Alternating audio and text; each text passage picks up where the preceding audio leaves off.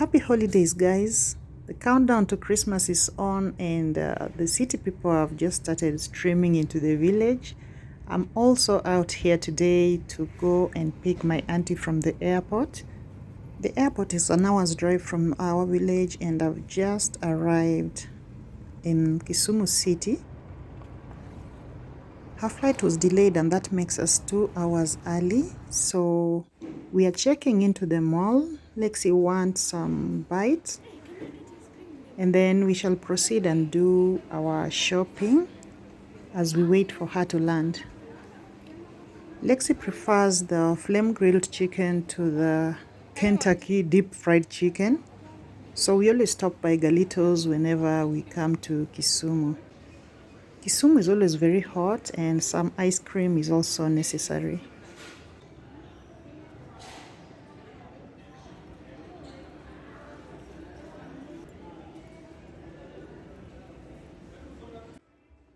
I love shopping in this supermarket. Unfortunately, they don't allow cameras in the supermarket. We're done with the shopping and we are headed straight for the airport. There's always a beautiful view up the hills of Kisumu. The planes always approach the airport from that hill. I really wish I could capture one landing. It's always a beautiful sight. I'm one of those people who are still fascinated by planes, flying in general.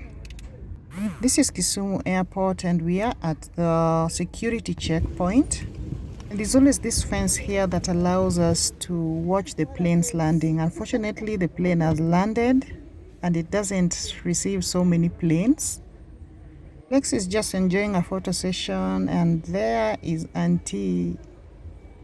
It's really nice to see her again after about 2 months. We had a family function about 2 months ago, and I think that's the last time we met. But she's that auntie I talk to each and every day.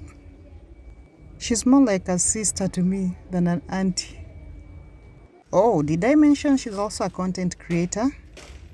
Please go check out her channel and subscribe. It's called the 60 Plus Life. She shares her retirement journey and also her favorite recipes. People say we look alike. What do you think? I don't see the resemblance, but many guys think we really look alike. Please let me know what you think. She is the last born in my father's family and is married not very far from our village. You see how lucky we are. Most of us are just within the same neighborhood. So we are always meeting, especially over Christmas. We just arrived at her home, her village home. It's always very cool here and very welcoming.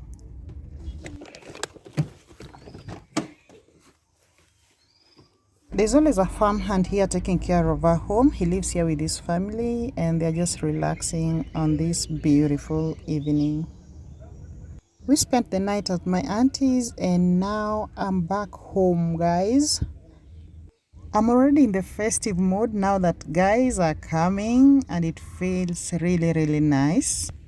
It's beginning to feel like Christmas, guys, and I just want to make a cake. So in the few days left in December, please let me just cheat. I'll be back to my diet in January. So I'm making a very simple cake today. I need 3 eggs. Secret of a spongy cake is the whisking. So whenever you add any ingredient, just whisk properly. That's how you end up with that spongy, soft cake. So next I'm gonna add a cup of milk. I hope you guys are following because I'll be mentioning all the ingredients and the process as well. So next I'm adding 3/4 cup of sugar. And again, I'm going to whisk it very well until it's really mixed. I've told you the secret is in the whisking. Everything you add, whisk very well. Next, I'm adding 1/2 cup of oil. I'm using vegetable oil because that's what I have. You can use seed oil. And again, it's whisking, whisking, whisking. That's where the secret is. So next, I'm going to add 1 tablespoon of vanilla essence. And it really smells nice. So more whisking.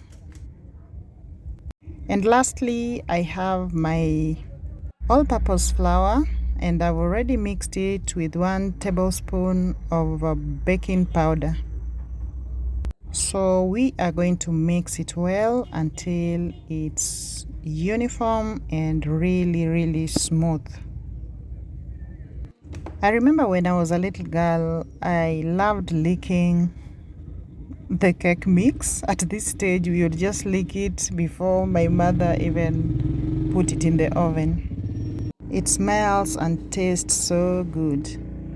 So I'm now dividing it into 2 because I want to add cocoa into one bit. I want a cake with different colors. We normally call it the marble. So I've just added the cocoa and I'm going to mix well in one portion. The other portion remains. So once you've mixed it up well, then we are going to grease our pan. I still don't have a baking pan, so I'm going to be using a sufuria, which is our regular cooking pot. It also works. I usually add a little flour to it, just so it doesn't stick. I just beat it around and then I pour out the rest. So I'm now going to pour my cake mix into the sufuria, and I will pour bit by bit because I want that different colors. So that's a layer of the plain mix, and this is another layer of the one that I've mixed with cocoa. There's no pattern I'm using, I'm just pouring it in irregularly. And I'm doing another layer of the plain mix, and the end result you can guess already. So I'm just giving it a little shake for it to settle in well as I keep adding different layers of different mixes.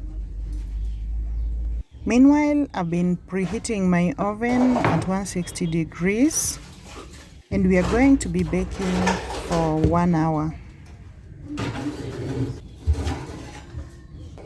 Promise I didn't open the oven at any one time. I don't know why it bursts like this, but the cake looks really delicious. It's cooled down, so let's put it on the plate. We are going to cut off the raised bit so that we are left with a nice round cake.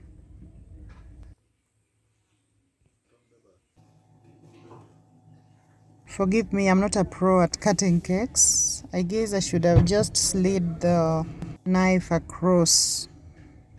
So let me know, guys, are you making any cakes this season? Are you cheating on your diet this festive season? I usually cheat during the festive season, I can't lie. This is the season that we cook all the yummy food, so I don't want to miss out. So let's cut and see. Wow, guys, I love how it looks. Let's see what we have here. Wow, isn't it beautiful and moist and soft and spongy? All those names you call the cakes. Look at that. Thank you guys for watching. I'll see you in the next. Bye bye.